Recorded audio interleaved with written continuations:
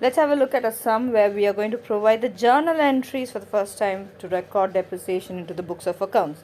So this sum goes as an asset which is purchased on 1/1/2016 for 50,000, and the depreciation is provided annually according to the straight line method. They have given the life to be 10 years and the residual value as 10,000. They have mentioned that the accounts are closed on 31st December of every year. This will be helpful when you provide the journal entries, because in the journal entries you have to give the dates for that particular entry.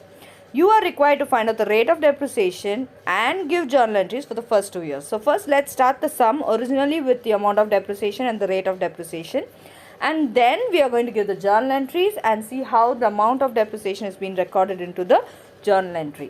So first what we are going to do is we are going to write what is given in the particular sum. So three informations are being given. The first information is the cost of the asset, which is 50,000, and the life of the asset, which is 10 years, and the residual value or the scrap value, which is 10,000. So here also the original cost we need not calculate, because there is no charges for that asset given in this particular problem.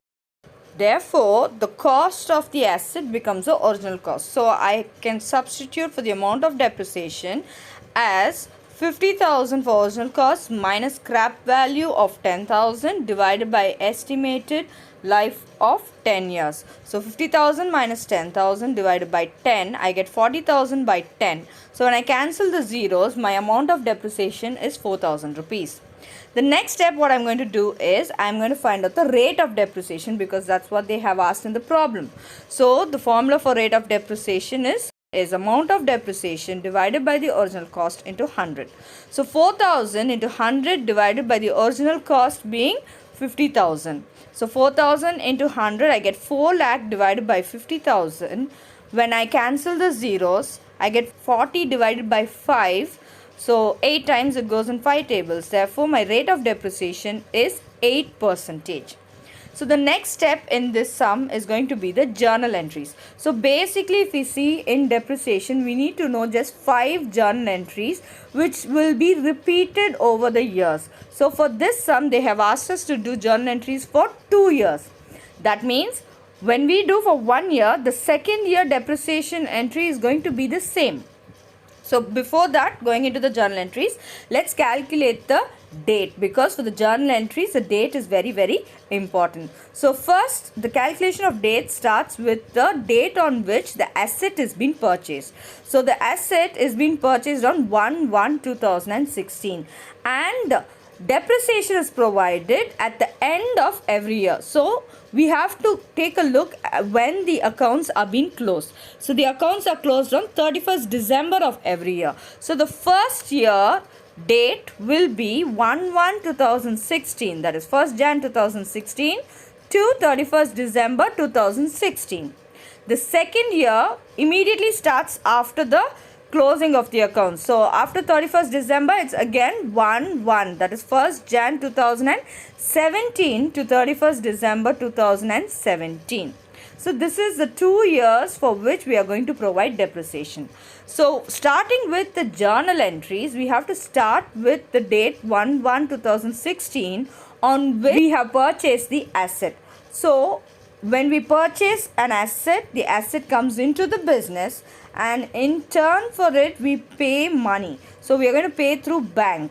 So asset is coming in and bank is going out. Therefore, debit what comes in, credit what goes out. So asset account debtor to bank account is your first journal entry, which is the purchase of the asset. Now, at the end of the year, we are going to provide depreciation for the first year. So, it's going to be the depreciation entry. So, depreciation is an expense, a loss. So, depreciation will be debited. Debit all expenses. And you are going to decrease the value of the asset. So, the asset is going to be credited. So, your entry is going to be depreciation account debtor to asset account. This is the depreciation entry provided for the first year. Now, this depreciation is going to be transferred into the profit and loss account. So, it's a very simple entry. It's going to be profit and loss account debtor to depreciation account, which is a transfer entry of depreciation. Now this depreciation entry and the transfer entry will be repeated for the number of years of depreciation we are going to provide. So we are going to provide for 2 years, out of which 1 we have finished. So for the second year, again giving the date as 31/12/2017, we are going to give the depreciation entry, which is depreciation account debtor to asset account, and the transfer entry, which is profit and loss account debtor to depreciation account. So for both of this, what are the amounts which are going to come? So for the purchase of asset, the amount is going to be 50,000, which is the cost of the asset. The depreciation entry and the transfer of depreciation for both the years, it is going to be 4,000. That is the amount of depreciation which we calculated. So this marks the end of the depreciation journal entries. So 3 basic journal entries we've seen. One is the purchase of asset. Secondly, we did a depreciation entry, and thirdly, we gave out a transfer entry for the depreciation. So as I said, we have 2 more entries which we'll be seeing in the further sums.